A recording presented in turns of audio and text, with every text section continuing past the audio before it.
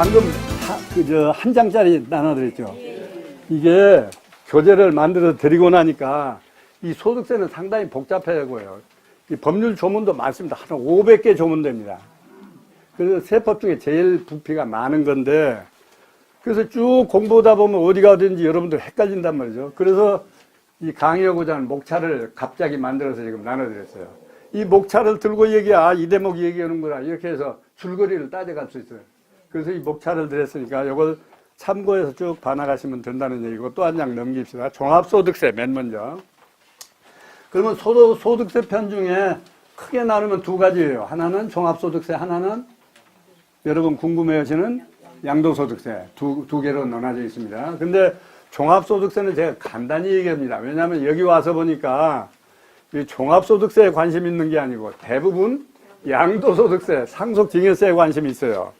그래서 종합소득세는 아주 간단하게 여러분이 기억을 임대 필요한 것만 간단하게 얘기하고 그 다음에 양도소득세로 넘어가려고 합니다. 그래서 이제 종합소득세는 이제 여러 가지 소득이 있는데,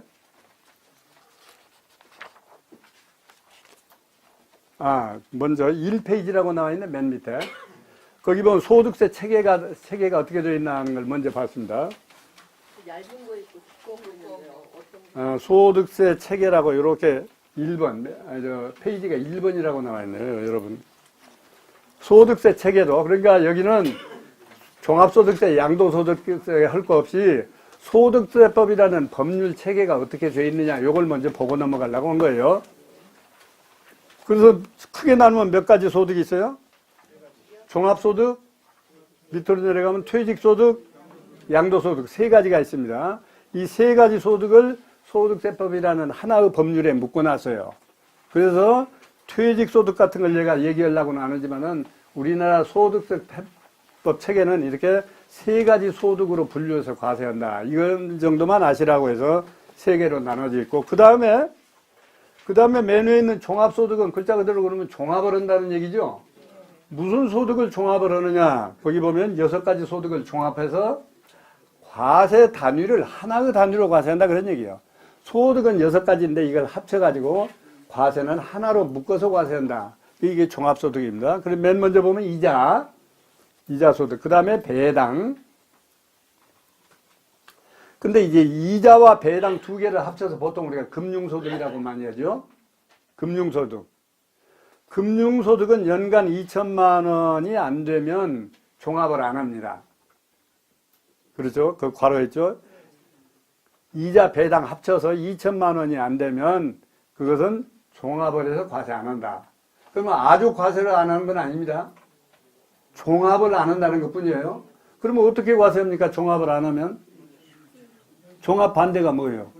분리 과세한다는 거예요. 그럼 분리 과세는 어떤 방법으로 하느냐? 그 금융소득을 나한테 지급하는 사람이, 나한테 돈을 주는 사람이 미리 세금을 떼가 버려요. 그걸로 끝나. 종합 안 하고. 여러분이 많이 들어보셨던 원천징수로 끝나요. 그러니까 은행에서 이자를 줄 때 내 세금 떼가 버리고, 내 이자 중에서. 그렇죠? 또 회사에서 배당금 줄 때 배당금 중에서 세금 미리 떼가 버리고 나머지만 준단 말이에요. 그러면 그것으로 끝낸다. 이게 분리과세 소득이고 2천만 원 이상만 종합할 의무가 있다. 저도 종합과세 대상자입니다. 저는 부동산은 없는데 금융소득이 있어서 이게 엄청 나가요. 종합해서 과세니까. 그 다음에 세 번째가 사업소득. 여러분이 궁금해하시는 임대소득이 바로 이 사업소득입니다. 과거에는 임대소득을 따로 분류했어요. 그런데 몇 년 전에 임대도 사업 아니야? 임대사업. 그러니까 따로 분류할 필요가 없이 사업소득에다 합쳐서 사업소득 중 임대가 있다.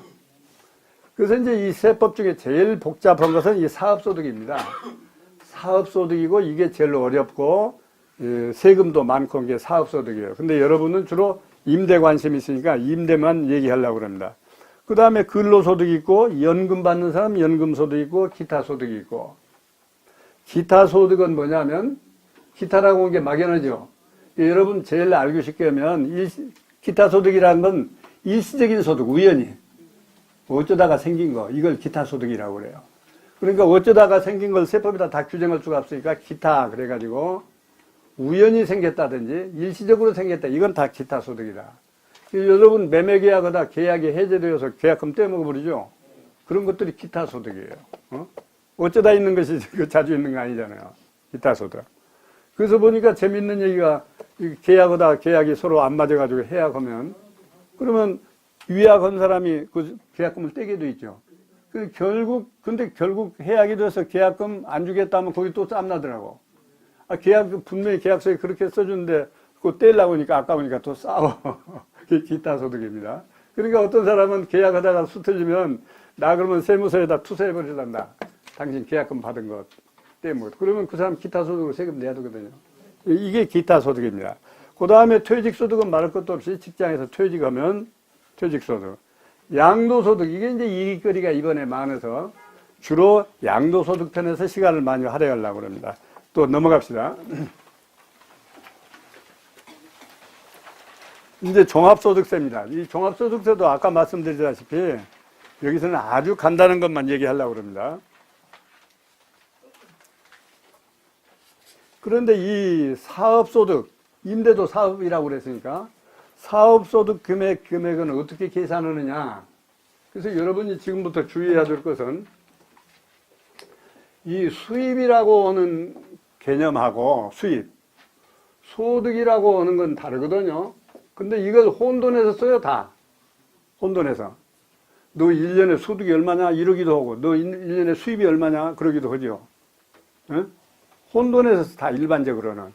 그러니까 어떤 사람은 수입이 얼마냐고 물었는데 소득이 얼마라고 대답한 사람이 있고, 소득이 얼마냐고 물었는데 수입이 얼마라고 대답한 사람도 있고. 근데 이게 다르죠. 그건 뭐냐면 수입은 자기 손에 들어온 거 무조건. 나한테 들어온 건 전부 수입이에요. 소득은 뭐예요? 여기서 경비를 뺀 나머지. 그러니까 수입에서 이 수입을 얻기 위해서 경비가 들어가니까 경비를 뺀 나머지가 소득이란 말이에요. 소득.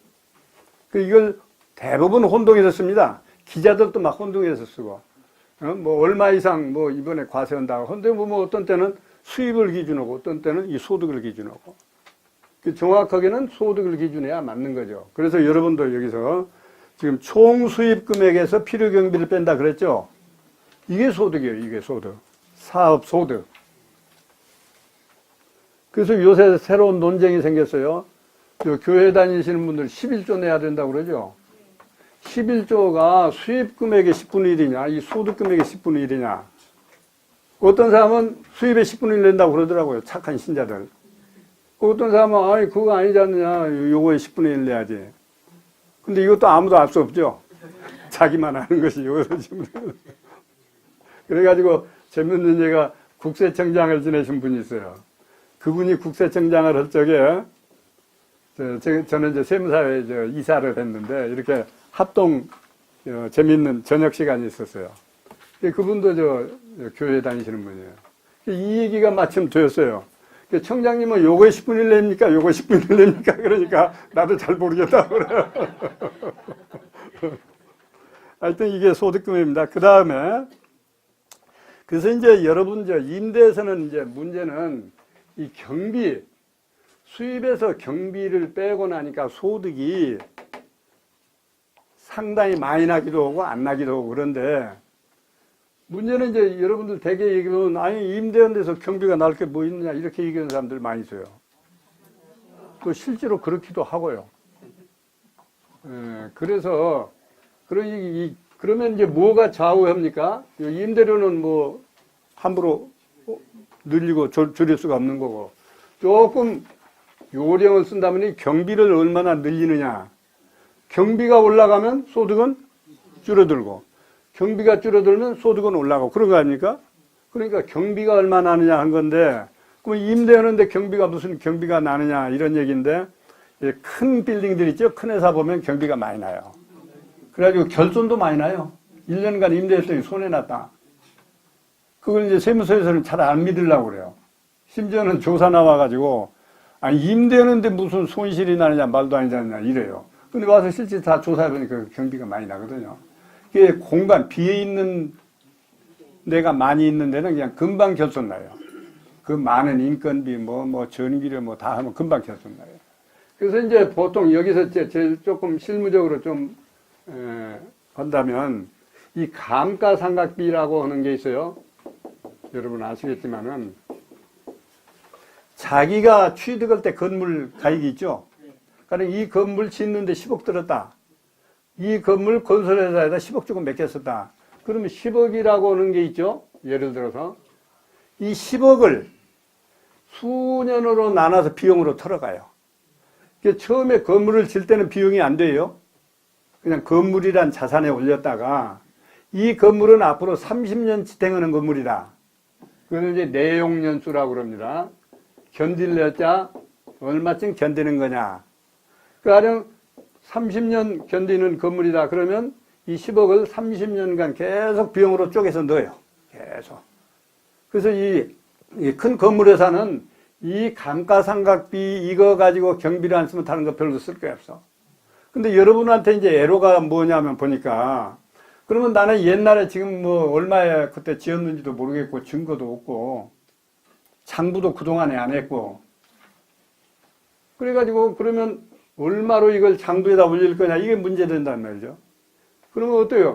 장부에 그 건물 짓는 돈이 많이 들수록 비용을 많이 앞으로 쓸 수 있죠. 적으면 비용을 얼마 못 넣죠. 그러니까 될 수 있는 대로 그 처음에 건물 질 때 금액을 그대로 다 가지고 계약서대로 다 올려서 했으면 비용을 계속 털어가는데 이걸 그냥 소홀히 해가지고 지금 어떻게 할 방법이 없단 말이죠. 그런 분들이 문제예요. 근데 지금이라도 이제 자꾸 세금을 강화하니까 지금이라도 그것을 그러면 난 현실화하고 싶다. 그러면 지금 어떻게 장부에 내 건물 얼마짜리라고 뭘 올리느냐. 그러니까 증거가 있으면 그때 공사 맡긴 근거라는 게 있으면 지금이라도 그걸 알아가지고 장부를 수정하면 돼요. 사실은 그때가 장부에 지금 5억이라고 올렸는데 사실은 10억이었다. 그리고 올려가지고 지금이라도 상각해 나가면 돼요. 이게 가장 큰 비용이에요. 임대에서는. 그러고는 이제 요새는 또 뭐가 좀 비용이 들어가냐면 문제되는 게 차량에 들어가는 비용이 상당히 많거든요. 차량 한 대. 차량 보세요. 차량에도 자동차세 내죠. 또 뭐 냅니까? 뭐 휘발유 들어가죠. 수리비 들어가죠. 또 보험료 들어가죠. 별거 다 들어가죠. 이 차량비가 꽤 들어가요. 이런 걸 현실화해요. 근데 이제 요것은 전에는 가끔 시비가 있었어요. 뭐 건물 하나 임대하는데 차량을 장부에다 올려가지고 이렇게 비용으로 막 떨면 공무원들이 와가지고 그 뭐 조그마한 건물 하나 임대하는데 무슨 차가 필요하냐 해가지고 인정을 잘 안 해주려고 그래요. 그래서 이 경비 앞에다 아까 무슨 경비라고 그랬어요?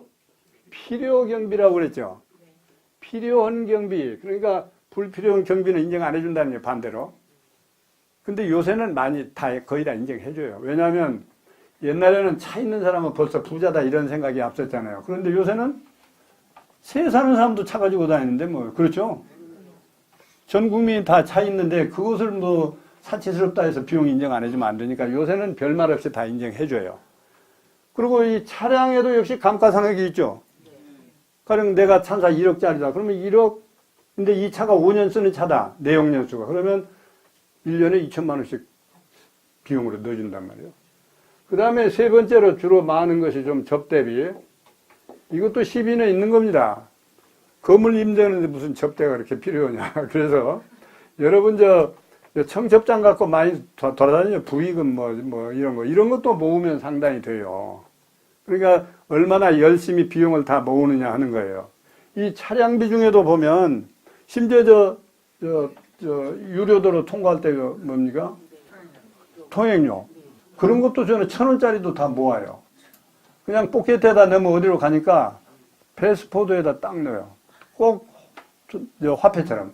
한쪽에는 돈, 한쪽에는 그 증빙서 이렇게 넣어요. 그것이 바로 돈이거든요. 10,000원짜리 증빙서 하나 있으면 어때요? 세금 40% 낸 사람은 10,000원 중에 4,000원이 세금인데. 이렇게 해서 이제 열심히 하다 보면, 기타 또 쭉 하다 보면 필요해. 근데 이걸 여러분들이 시험 자체를 안 하시더라고. 시험을 해보면 좋은데 안 해. 건물을 중간에 샀을 적에는 샀을 때는 산 가격이 말할 것도 산가격이. 몇 년 지난 자 그거 관계없이 예, 산가격이. 10년 지난 걸 예, 산가격을 그대로 장부에다 올려서 그 가격을 비용으로 털어가기 시작하면 돼요.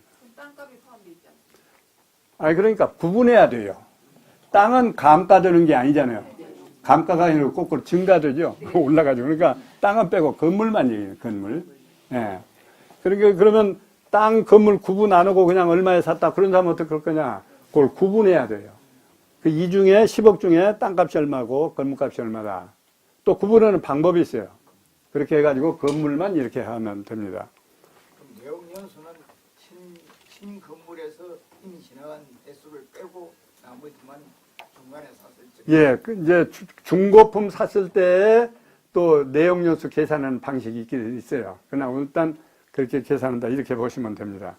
그 다음에 그러면 이제 수입에서 경비 뺀 나머지가 소득이니까 그러면 이제 소득에다 이게 다 과세하는 게 아니고 우리 여러 다른 세법에서 여기서 또 공제해 주는 것들 있죠.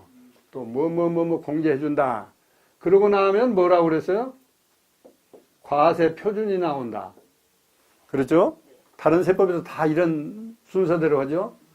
과세 표준이 나오면 그 다음에 세율을 곱해서 그러면 세액이 얼마인가 이렇게 산출한다. 이게 이제 모든 세법의 기본 공식이라고 그랬습니다. 이렇게 하는데 이 임대소득은 여기까지만 얘기하고 다음에 2번 주택 임대소득 비과세. 아까 얘기한 2천만 원 수입금액이 이 소득이 아니고 수입금액입니다. 이 경우에는 임대료 받은 것이 2천만 원이 못된 사람은 지금까지는 과세 안 했어요. 금년까지 그러니까 2018년까지 과세 안 해요. 비과세입니다. 과세를 안 해요. 근데 2019년도 임대료부터는 과세를 하라 이렇게 바뀌었어요. 여러분 2019년도부터는 이제 과세 대상이 됐습니다. 근데 갑자기 2천만 원까지 세금 안 내다가 2019년부터 세금 내라 그러면 또 부담이 오죠. 그래서 세금을 내는데 특칙을 마련했어요. 여러 가지 특별한 걸 마련했습니다. 그게 어디냐면 한 장 더 넘어갑시다. 위에서 다섯째 줄 정도 됩니다. 주택 임대 소득을 분리과세한다. 이게 이제 새로 등장한 거예요. 금년부터 세법에. 그 괄호석에 보면 2019년도 규속분부터 적용한다 그랬죠. 그러니까 2천만 원이든지 1,000만 원이든지 간에 하여튼 임대한 사람은 전부 다 과세 대상이 된다. 일단 이렇게 보셔야 돼요. 지금까지 2천만 원 이하는 편했는데 뭐 신고할 것도 없고 2천만 원 이하는. 근데 이제 일단 다 과세 대상으로 삼았으니까 설사 내가 계산해 보니까 나는 납부할 세액이 안 나오더라. 그러더라도 이 계산에 맞춰서 신고는 해야 된다. 예. 왜냐하면 납세 의무자가 됐으니까. 모든 사람이 다 납세 의무자가 됐으니까. 그래서 이제 이 사람들한테는 특별히 금년부터 갑자기 과세하니까 특별한 특칙을 좀 두었습니다. 그래서 어떻게 하느냐 하면 그 괄호 1번 보면 세액 계산 방법이 나와 있는데 그 2천만 원 이하짜리만 특별히 세액 계산하는 방법을 이렇게 만들었어요. 그 공식을 봅시다. 보면 임대 수익금액 곱하기 그렇죠? 괄호 1 마이너스 필요경비 마이너스 소득공제하면 과세 표준이 나온다. 과세 표준에다 세율을 곱하면 산출세액이 나온다. 이렇게 되어 있습니다. 요걸 조금 설명을 드리면 그러면 가령 나도 금년부터는 이제 과세 대상이 되었는데 세금을 어떻게 계산하느냐. 아까 얘기한 것처럼 수입금액입니다. 맨 먼저 수입금액. 내가 임대료 받은 것이 1년에 얼마냐. 이게 이 수입금액이죠. 보증금으로 받으면 어떻게 해요? 보증금으로 받으면 보증금에 대한 이자. 가령 보증금을 1억 받았다면 1억에 대한 1년간의 이자. 그게 임대료로 봐요. 근데 보증금도 받고 월세도 받았다 그러면 두 개를 계산해서 합쳐야 돼요. 이게 총 수익금액입니다. 여기서 보면 수익금액에서 뭘 하라고 그랬어요? 공식이? 수익금액 곱하기 괄호 1 마이너스 필요경비를 해라. 이렇게 되어 있죠. 그리고 괄호 닫고. 여기까지만 계산해 봅시다. 그러면 여러분 잘 아시다시피 수학은 괄호 속의 걸 먼저 해야 되죠. 언제든지. 그러니까 1 마이너스 경비하면 나머지가 뭐가 돼요? 1 마이너스 경비하면 아까 경비를 뺀 게 뭐라고 그랬어요? 소득이죠. 소득이 나와요, 여기서. 1 마이너스 경비하면 소득이 나와요. 그러면 이 소득에서 또 뭘 빼주라고 그랬어요? 소득공제. 가령 가족이라든지 뭐 노인이 있다든지 여러 가지 공제가 있죠. 이 다음에서 소득공제는 나머지가 비로소 과세 표준이 된다. 그렇게 돼 있죠. 그래서 이제 문제는 그러면 경비를 얼마 빼주느냐가 문제죠. 경비가 많이 빠져나가면 소득이 줄어드는 거고 세금도 줄어들고 경비가 적게 나면 소득이 많은 거고 그러니까 경비를 얼마 빼주느냐 한 건데 이번에 어떻게 했냐면 그 밑에 보세요. 필요경비. 임대사업자 등록을 한 사람은 얼마 빼준다고 그랬어요? 60%를 빼준다. 임대사업자 등록을 안 한 사람은 50% 빼준다. 그러면 이 경우에 결국 전체 받은 수익금 중에 얼마만 소득으로 본다는 얘기예요? 40%만 소득으로 봐라. 40%만. 거기서 또 가족공제라든지 여러 가지 공제가 빼고 나머지만 과표. 그러면 과표가 나오면 여기다 언제든지 세율을 곱해서 세액이 얼마인가 산출해라. 이런 공식이죠. 그 다음에 그러면 여기까지 해서 소득이 나왔습니다. 60% 또는 50%. 그 다음에 여기서 빼는 소득 공제율은 뭐냐면 여기까지 계산한 소득에서 다시 얼마를 빼주냐면 사업자 등록을 한 사람은 400만 원을 또 여기서 빼주고 사업자 등록 안 한 사람은 200만 원만 빼줘라. 이렇게 돼 있어요. 그게 사업자 등록해야 되겠죠. 요새 많이 했더라고요. 작년까지 저한테 상담하는 사람들도 사업자 등록 안 했다고 상담한 분들이 많은데 금년에 많이 했어요. 하도 세무서에서 막 중과세 한다고 그러니까 많이들 했어요. 또 보니까 해야 돼요. 안 해서 유리한 게 하나도 없어요. 이렇게 해서 그래서 아까 누구 해봤더니 가령 2천만 원 이하는 전에는 과세 안 해서 금년부터 한다 그랬죠. 그러면 가령 예를 들어서 2천만 원이라고 예를 듭시다. 2천만 원에 사업자 등록에 한 사람은 60% 빼주니까 얼마 빼줘요? 그러니까 1,200만 원을 빼주죠. 그러면 1,200만 원을 빼면 얼마 남아요? 800만 원 남죠. 800만 원에서 또 400만 원 빼주면 400만 안 남죠. 근데 또 하나는 분리과세 한다고 그랬죠. 분리과세는 뭐냐면 종합을 안 하니까 낮은 세율 그냥 14%만 하지 금액이 많고 적고 하는 무조건 14%예요. 그러니까 거의 세금이 없어요. 그런데 이것 때문에 이 등록을 안 하면 나중에 양도할 적에 엄청난 불이익을 받죠. 그렇죠? 등록 안 하는 사람, 그 다음에 양도세 보면 등록 안 하는 사람들은 이제 세금이 엄청나게 많이 나온다고요. 그러니까 그거 무서워 말고 등록하는 게 좋아요. 별거 아니에요, 이렇게 해보니까. 왜냐하면 일단 정부에서 이렇게 많이 빼주거든. 실제로 여러분들 계산하면 60% 경비에 나온 데 없어요, 임대. 그 60% 딱 빼주니까. 그리고 또 400만 원 빼주고. 여기는 비율로 빼주고, 여기는 금액으로 빼주고. 그래서 가능하면 등록을 하시는 게 좋습니다. 이제 이게 분리과세 제도가 금년에 생겼다. 종전의 비과세는 2018년도까지만, 이번에 5월달 신고 올 때까지만 그렇게 하고, 내년엔 다 이런 의무를 지켜야 되니까. 설사 이렇게 다 해봤더니 세금 낼 것도 없다, 나는. 그러더라도 납세 의무자가 됐기 때문에 신고를 해야 돼요. 이런 걸 다 계산을 신고를 해야 세무서에서 알잖아요. 그렇죠? 이거 다 보고 나니까 세무서에서 보니까 대체 세금 없네 이렇게 끝내야 되니까. 그래서 신고는 반드시 해야 된다. 2천만 원이 넘어가면 혜택이 없는 거죠. 예? 2천만 원 이상. 2천만 원이 넘으면 이 방법을 채택하면 안 돼요. 그러면 맨 먼저 아까 했던 총 수익금액에서 총 필요경비를 빼서 이렇게 계산해야지. 소득금액 계산에 원칙으로 돌아가야지 이거 가지고는 안 된다는 얘기예요. 그러면은 상가고 임대하고 이거하고는 별개니까는 합산이 안 되는 거죠? 예. 상가 소득. 예, 주택만. 그런데 다만 이런 거 있어요. 주택이 가령 여기도 있고 저기도 있죠. 근데 이것만 하면 2천만 원 안 되는데 합치면 2천만 원. 그러면 합쳐서 계산 기준이 합친 거예요. 합친 거. 주택만. 주택에 대해서만 특별한 이 규정을 만든 거니까. 그 다음에 이제 맨 밑에 4번 소형주택. 소형주택 임대사업자, 이것은 소득세법에 있는 게 아니고 조세특례제한법, 이거 약칭 조특 그랬죠. 조세특례제한법이라는 법률이 있어요. 여기는 세금을 감면해주는 규정들만 만들어 놓은 게 조세특례제한법이 있어요. 96조에 보면 사업자 등록과 임대사업자 등록을 한 사람으로서 3호 이상을 임대하고 또 주택은 국민주택 규모 이하여야 되고 기준시가는 6억 원 이하여야 되고 그 다음에 4년 이상 임대 조건으로 준공공임대주택은 8년 이상 임대 조건으로 만약에 임대가 됐다. 여기 요건에 맞는 임대를 했다. 그러면 세액을 감면해 준다고 그랬는데 얼마 감면해 줘요? 100분의 30. 100분의 30을 감면해 줍니다. 그 다음에 두 번째 보면 기업형 임대주택하고 준공공 임대주택은 100분의 75까지 감면해 준다. 그러면 그 나온 소득 중에서 25%만 과세하겠다 그런 얘기예요.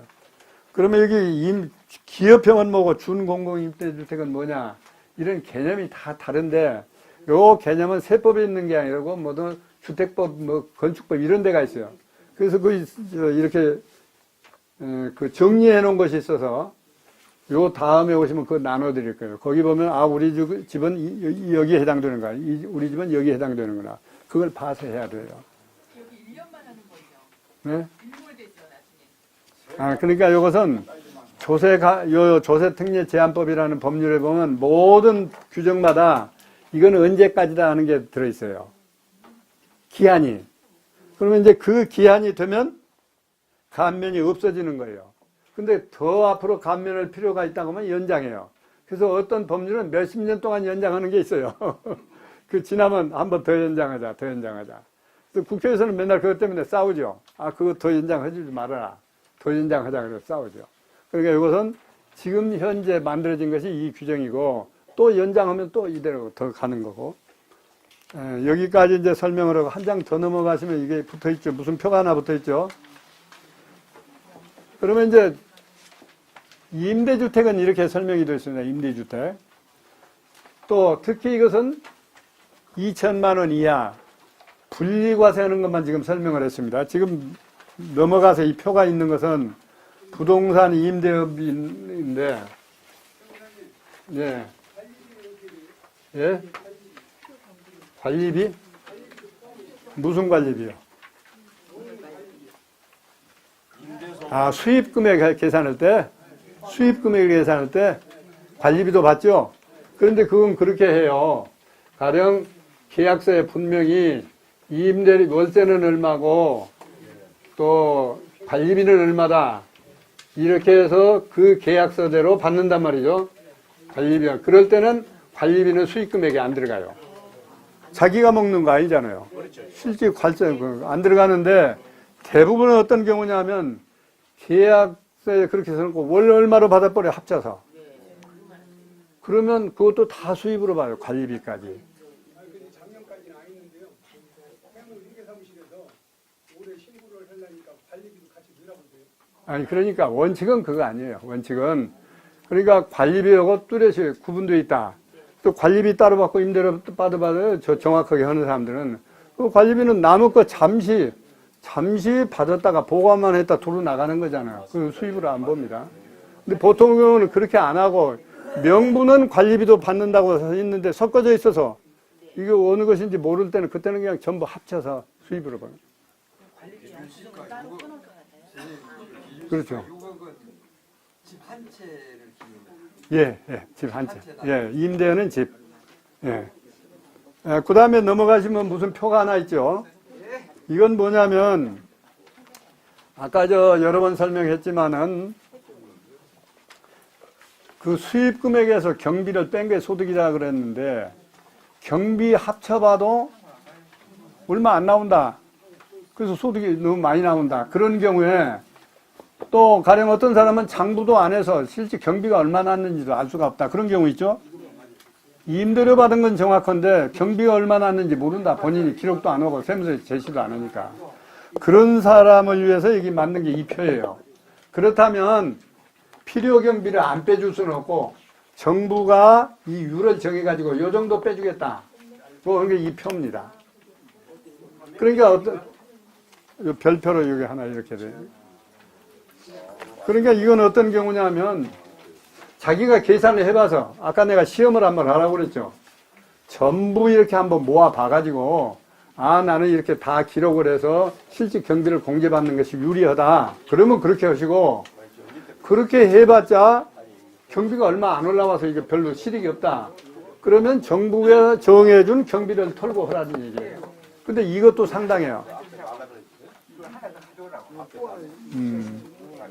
만약에 2천만 원 미만이라 신고를 안 한 경우에는 어떻게 되는 거예요? 그러니까 2천만 원 미만짜리는 이런 방식으로 하든지 아니면 아까 그 계산을 자기가 선택할 수 있어요. 아니 그러니까 아예 신고를 2천만 원 미만은 이게 과세 대상이 아니라 신고를 안 해버린 경우는 그러면 세무서에서 이제 이렇게 과세하는 거지. 요 율로. 2천만 원 미만인데 예. 그러니까 내년부터 있게 내년부터. 예, 금년 소득분부터. 그 그러니까 2천만 원 미만이라도 근로소득 있는 사람은 분리과세가 안 된다는 말도 있던데 그게 무슨 말이에요? 그 임대소득 말고 다른 소득도 2천만 원 이하라지 2천만 원 넘으면 분리과세를 안 해준다. 종합과세. 예, 예. 왜냐하면 소득이 많은 사람 보호를 안 하려고 그러니까 자꾸 그런 얘기고. 그러니까 이 표를 보시면 제가 그래서 이 표가 한 권으로 돼 있어요. 그런데 여기 부동산 부분만 내가 체크를 여기다 지금 붙인 거예요. 부동산 부분만. 부동산 임대. 거기 이제 봅시다. 참고로 맨 위에 보면 코드 번호가 있고 세 분류 분류가 있습니다. 그래서 세 분류 세 분류를 보면 맨 위가 부동산 임대업이죠. 부동산. 세 분류를 보면 그 중에 주거용 건물 임대업이죠. 주거용. 임대 중에 주거용. 그 다음에 적용 범위라는 데를 보세요. 소득세법 23조에 따른 기준시가 9억 원을 초과하는 주택은 안 된다. 그러니까 9억 원을 초과하는 주택은 무조건 아까 대원칙인 총수익 금액에서 필요금 빼고 계산해야지 이거 가지고 안정 안 해준다. 그래서 그러한 주택은 근데 그 옆으로 보면 두 가지가 있습니다. 그 율이 하나는 단순 경비율이라고 되어 있고 또 하나는 기준 경비율이라고 되어 있습니다. 그러니까 경비를 아까 일정 율을 빼준다고 그랬죠. 그 두 가지 율이 있다고 말이야. 그 단순 경비율은 경비율이 기준 경비율보다 높습니까? 낮습니까? 높아요. 많이 빼준다는 거죠. 많이 빼줘. 기준 경비율에 걸리면 경비를 조금 빼줘요. 여기 보세요. 단순 경비율을 적용할 때는 34.1%를 경비로 빼주는데 기준 경비율에 해당되는 얼마나 하죠? 16.1밖에 엄청 차이 있어요. 그러면 어떤 사람이 단순 경비율 적용을 받고 어떤 사람이 기준 경비율 적용을 받느냐? 수입 금액, 아까 여러 번 얘기했습니다. 수입 금액이 1년에 2,400만 원 이하, 2,400만 원 이하는 단순 경비율을 적용해줘요. 그러니까 높은 걸 적용해주죠. 2천만 원이 넘는 사람은 기준 경비를 적으니까 비용을 조금이죠. 경비를 조금 인정해줘요. 그건 왜 그러냐면 여러분 경제학에서 배우다시피 수입이 는다고 해서 경비가 똑같이 늘어나는 건 아니니까. 그렇죠? 그러니까 우리가 손익 분기점이라는 게 있잖아요. 어느 수준까지는 수입 금액도 많아지면 경비도 많아지는데 어느 수준 넘어가면 수입 금액만큼 경비가 꼭 많이 나는 건 아니다. 그런 이치로 가가지고 2,400만 원이 넘으면 비용을 조금 해줘. 지부장님, 예. 문제가 발생하셨어요. 누적 되는 것이 아니고 예. 2,400만 원이라는 딱 단순 금액을 할 경우에 예. 2,390만 원 받는 사람은 그건 할 수 없어요. 2,401만 원 받는 더 풀어. 아니, 그건 할 수 없는 거예요. 예, 예. 그렇게까지 구분할 수는 없으니까, 그런 게 한두 군데입니까? 다 많지. 예. 그건 할 수 없어요. 그 다음에 하나만 더 예로 봅시다. 하나만 더 예로는 두 번째는 주거용 건물 임대입니다. 주거용. 위에도 주거용 건물 임대인데 차이가 어디 있냐면 적용 범위를 보면 여기는 기준 시가가 9억 원을 초과하지 않는 아파트. 공동주택, 다가구주택, 단독주택 이런 건 여기다 적용해요. 단순 경비율이 42%, 기준 경비율이 16%. 예. 그래서 부동산 임대업도 이렇게 여러 가지로 구분되어 있어요, 지금. 그러면 내가 하는 건, 내가 임대하는 것은 어디에 해당되는가 보시면 되죠. 예. 네 번째 보세요, 네 번째. 네 번째 보시면 이것도 역시 주거용 건물 임대인데 이것은 장기 임대, 우리 이제 양도소득세 볼 때 이거 많이 나오죠. 장기 임대 건물이다. 장기 임대 다가구 주택이다. 그런 경우에는 단순 경비율이 얼마입니까? 56. 많이 빼준다. 많이 빼줘. 기준 경비율은 22%. 예, 차이 있죠. 그 주택도 여러 가지 구분이 있더라고요. 저도 다 몰라요. 그래서 다음에 오시면 그 표를 하나 나눠드려요. 그러면 우리 집은 여기에 해당되는가, 여기에 해당되는가 보시면 돼요. 왜냐하면 주택법 같은 복잡한 법률에서 규정을 해서 저도 잘 몰라요. 하여튼 그렇게 보시면 됩니다. 이렇게 해서 쭉 해서 소득 금액을 넘어가서까지 있습니다. 심지어 광고용 임대 그 다음에 두 번째 넘어가서 넷째 줄 보세요. 두 번째 넘어가서 네 번째. 여기는 보면 비주거용. 그러니까 사람 사는 집이 아닌 건물. 사람 사는 집이 아닌 건물. 이것도 47.5까지 빼주죠, 경비를. 그러니까 내가 경비를 비용 난 걸 주거라고 주어 모아도 47.5까지는 안 된다. 그런 분은 차라리 이렇게 과세받는 게 낫죠. 그렇죠? 장보고 자식 올 거지. 그러면 47.5만 빼주고 나머지 과세해 주시오. 이렇게 하면 되죠.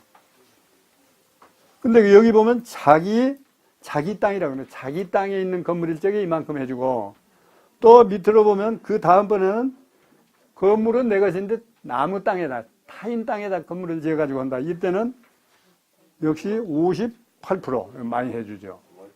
네. 이렇게 해서 이제 과세하는 것이다. 이렇게 보시면 되겠습니다. 그러면 이렇게 해서 이제 소득 금액이 다 계산이 끝나면 아까 거기서 소득 공제를 하고 나머지를 과표로 보죠. 과세 표준으로. 그러면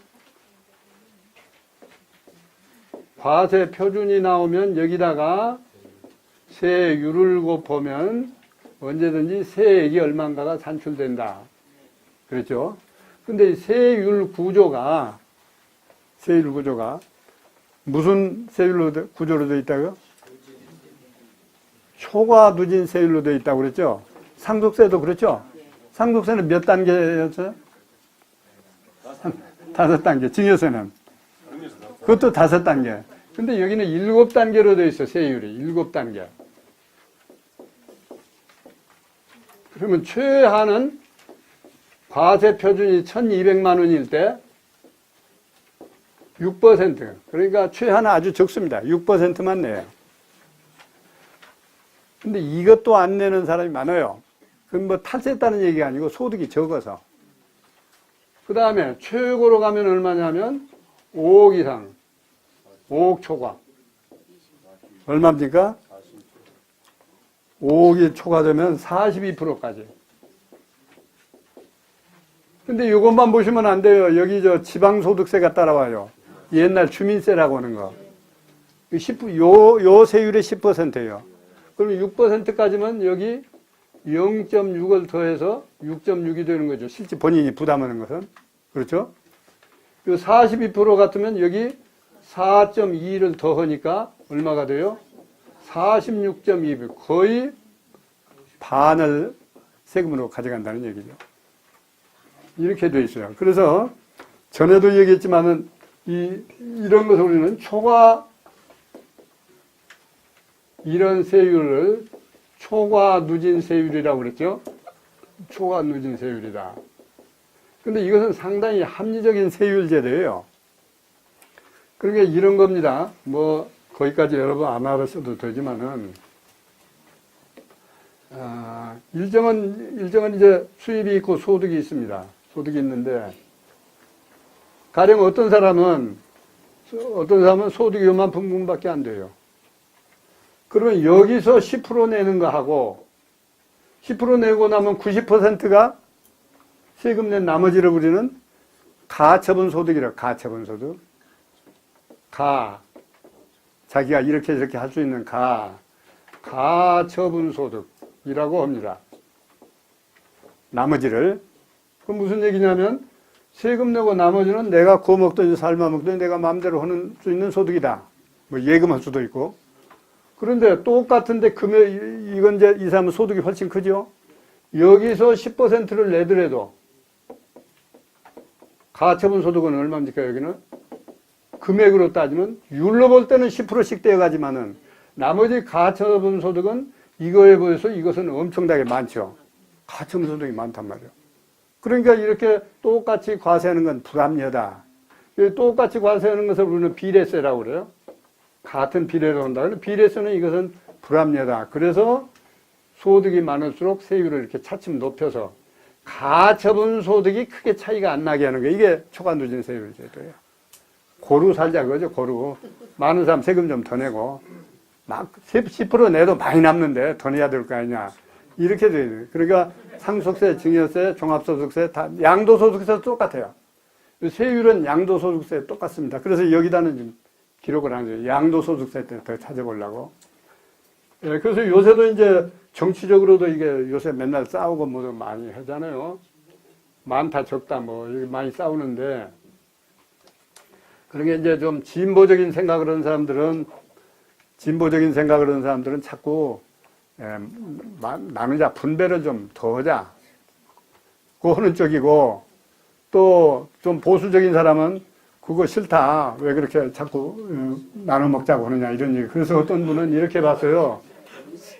어떤 분은 진보와 보수를 어떤 학자가 구분했는데, 진보는 분배를 60%로 보고 나머지를 40%로 보고 이렇게 하자는 게 진보 세력이고, 보수는 어떠냐?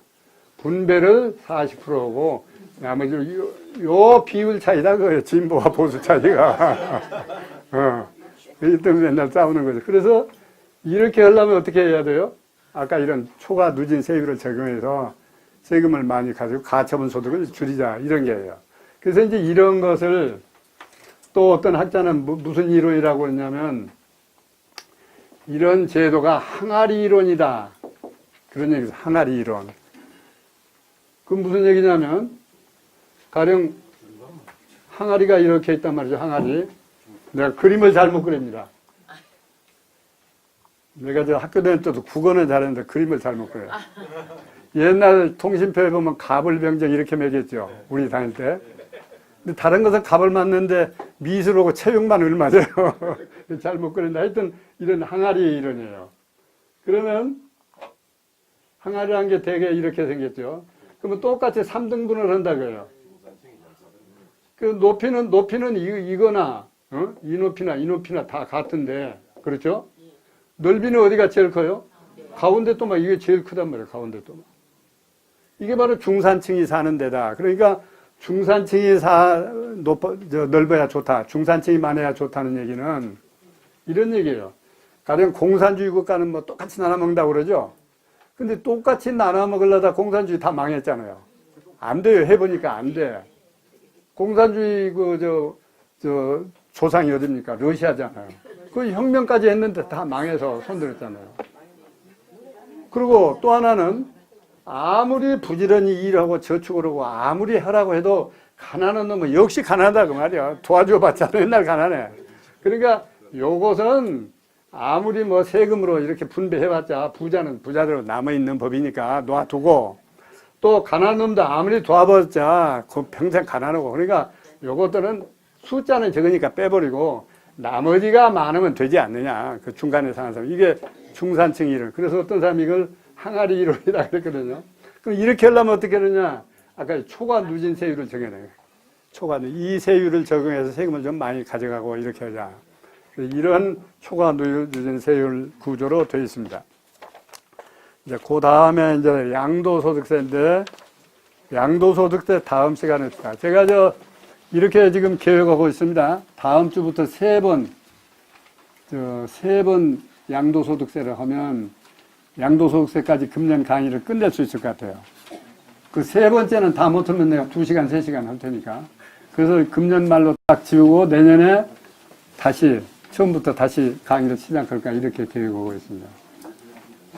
네, 그래서 오늘은 이걸로 끝내겠습니다. 감사합니다.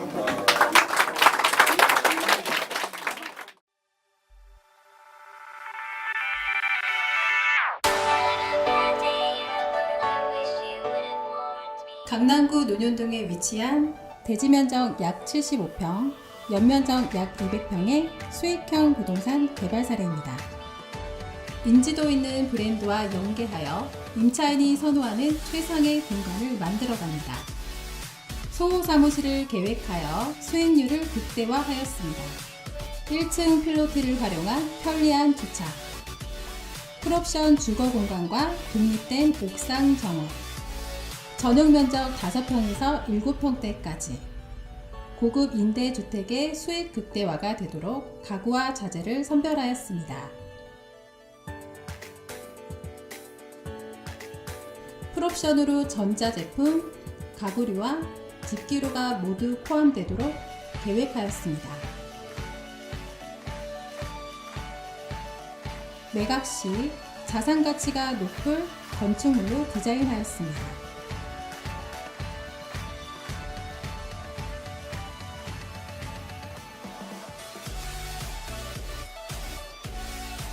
보유 부동산과 투자 부동산의 탁월한 시장 분석과 주거 공간의 경험으로 최고의 품질과 최상의 수익을 함께 창출해 나가겠습니다.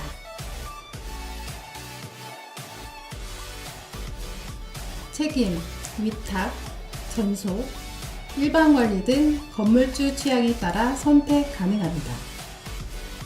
수금 책임제로 월세 미납 시 대납해 드립니다. 공실 클럽 및 제휴사의 광고를 통한 타사 대비 공실률 최소화로 인해 수익률 증가가 가능합니다.